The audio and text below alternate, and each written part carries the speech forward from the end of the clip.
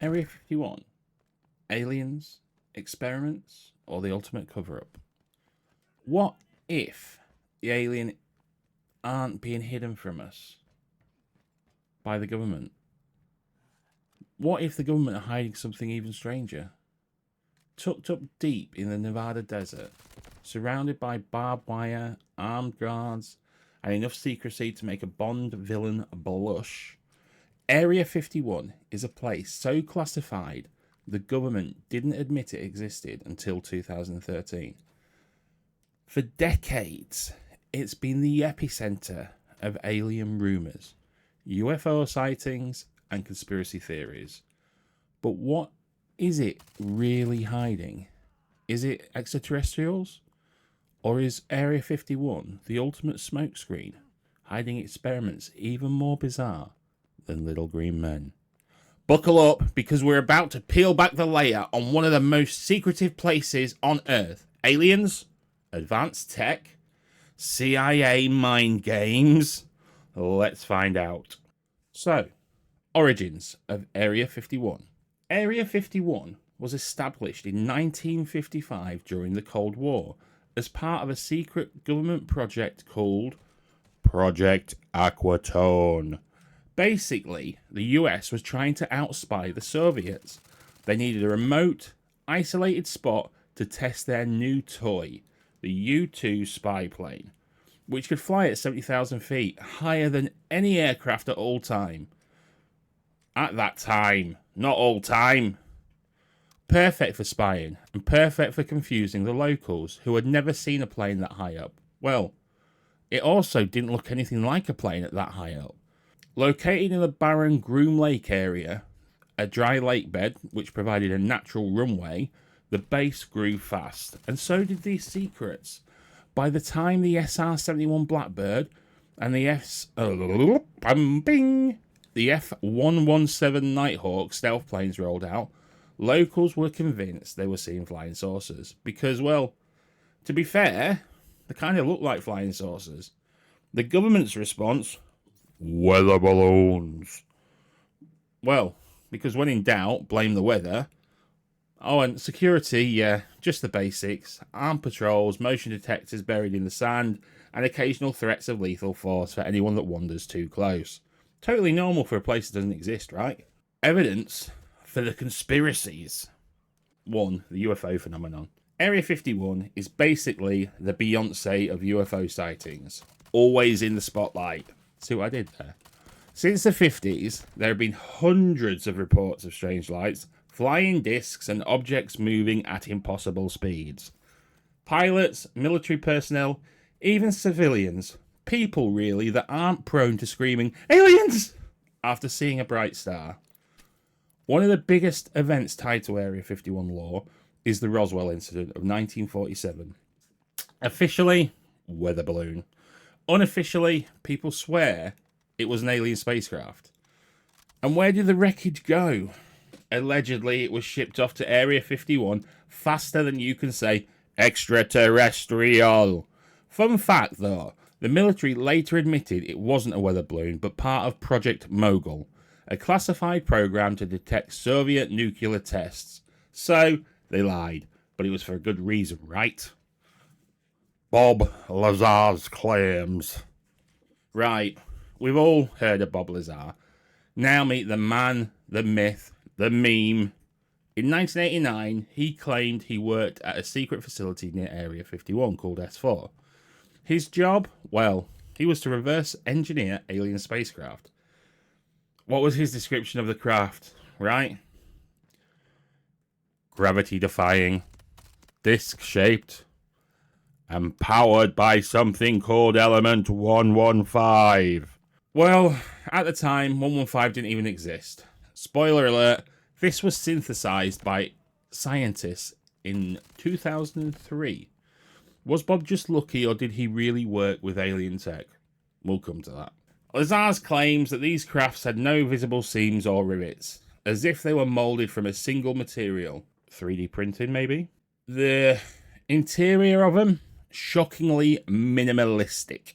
No buttons, no switches, just sleek panels, small seats, oddly sized for human beings, He also described the control mechanisms as relying on gravity amplifiers, devices that could bend space-time itself, making the craft capable of sudden, impossible maneuvers. According to Lazar, these propulsion systems work by creating its own gravitational field, essentially warping space-time to move the craft. Think less rocket fuel and more mini black hole in your trunk. He claimed to witness tests where these crafts will hover silently, dart around at sharp angles, and accelerate without traditional engines. Because why use jet fuel if you've got alien tech? Lazar even described some hand scanners at S4 that read bone density, a tech that sounded ridiculous back then, but guess what? The US military actually used those scanners in the 80s, so either Bob had an incredible imagination or he wasn't making it up. Declassified government project. So, when the CIA declassified documents about Area 51 in 2013, they admitted that the base was used to develop spy planes like the U-2 and stealth bombers. But here's the thing. If they were hiding those projects for decades, what are they hiding now? Hypersonic aircraft? Directed energy weapons? Or maybe just alien tech? Also, let's not forget about Project Oxcart, the CIA's codename for developing the A-12 spy plane which could fly at Mach 3. That's 3 times the speed of sound. Imagine seeing that in the 60s and trying to explain it without sounding like you've been abducted. But Area 51 just isn't about spy planes. There's a lot of whispers of other projects. Projects like Project Blue Book, which investigated the UFO sightings. Project Stargate, where the government allegedly tried to harness psychic power for military use. Yep, psychic spies, because why not? Some believe the research from these programs was funneled into secret divisions operating from Area 51's underground labs. Yes, you heard it. It's got underground labs. Proper sci-fi here, boys. And then there's also the wildest claims. Time travel experiments. Whispers of classified projects like Project Pegasus suggested experiments with temporal manipulation, and these were hidden in bunkers underneath Area 51. So, whether that's just fact or another sci-fi fever dream, Area 51 isn't talking. Bob Lazar claimed he worked on reverse engineering alien spacecraft at Area 51. He described Element 115, an element that didn't officially exist until years later. Was he lying, or did he accidentally expose the government's biggest secrets? So, evidence against the conspiracies. Well, the first one is it's a military test site. Officially, Area 51 is just a military testing site. The UFOs people saw were like experimental aircraft. Think about it. If you're a farmer in the 50s and you're seeing a jet flying at 70,000 feet, it's moving really fast, leaving no sound, no visible propulsion. What can it be? Well, it's aliens, innit, right? The base's secrecy isn't necessarily because of aliens. It's to protect national security. After all, you don't want foreign spies learning about your next generation stealth bombers, although you think they come up with a better excuse than weather balloons. Additionally, UFO sightings often coincide with test flights of its experimental aircraft. During the height of the U-2 operations, pilots flying commercial planes frequently mistook its reflective wings glinting in the upper atmosphere as unidentified flying objects. Turns out, if you squint hard enough, even a plane can look like an alien ship. Bob Lazar's credibility issues, and this is the big one for me. Bob Lazar's story is compelling, but there's lots of problems. There's no official records of his education at MIT or Caltech. No employment history at the places he's claimed to have worked. Yes, the government could be erasing his past, maybe. Or maybe he's just committed to the act. Plus, Lazar's story has some inconsistencies. Over retelling it slightly changes. And it's very, very basic. He describes alien spacecraft as smooth, metallic, which is basically every design brief for every sci-fi movie. He talks about element 115. And anyone that's learned about the periodic table knows the elements come in sizes and weights and it all aligns up. And there's potential for other elements. When I was at school, my teacher was talking about it and he'd go, yeah, these are the elements we know of, but there might be elements in the future that we don't know of and they'll just fit into the table like everything else. It's an educated guess. I can go, yes, there's a new element. It's element 176. It's not yet been discovered. It powers rocket ships to the moon. What? We haven't got it? Yes, because it's not been discovered. Oh, scientists have now discovered it. See, I told you, it was true. It's that sort of thing. And then when he talks about the spaceship bends space-time, it warps space-time.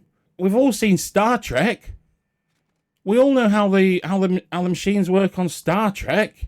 We know how gravitation works. It's the fundamental stuff of physics. Oh God. Anyway.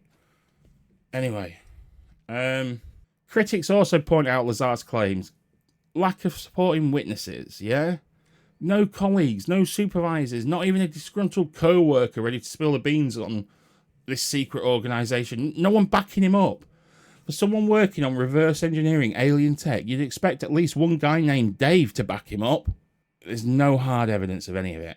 Despite all the hype, there's no concrete proof. There's no photographs, no alien bodies, no recovered sources, just grainy UFO footage, blurry images, and conspiracy theories with too much time on their hands. But hey, let's remember, absence of evidence isn't evidence of absence, right? And here's a fun fact. If Area 51 was really hiding aliens, would they let people actually get that close? There's countless satellites, Google Earth imagery. Wouldn't at least one person have snapped a clear photo of an alien on the runway?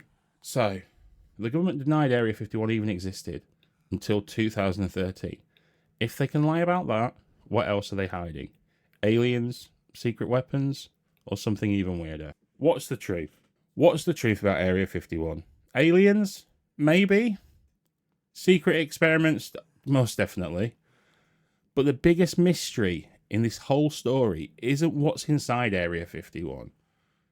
It's why the government went to such lengths to keep it a secret for so long. Sometimes the cover-up is more interesting than the conspiracy itself. Area 51 might be run by the CIA, or at least heavily influenced by intelligence operations.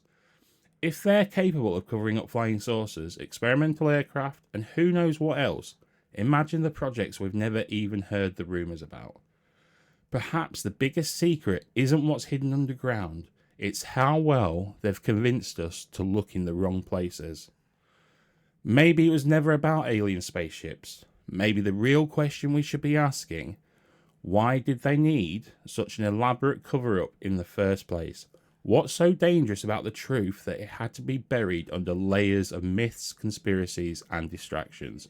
Because when a story is this tightly controlled, it's not just about what they're hiding, it's about what they wanted us to believe. And this brings us to our next new mystery. Because if the CIA can manipulate what we believe about Area 51, imagine what they could do with the human mind itself.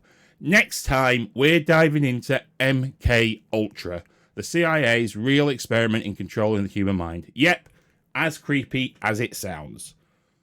If you enjoyed peeling back the layers of Area 51, don't forget to like, comment, and subscribe for more mind-bending conspiracies.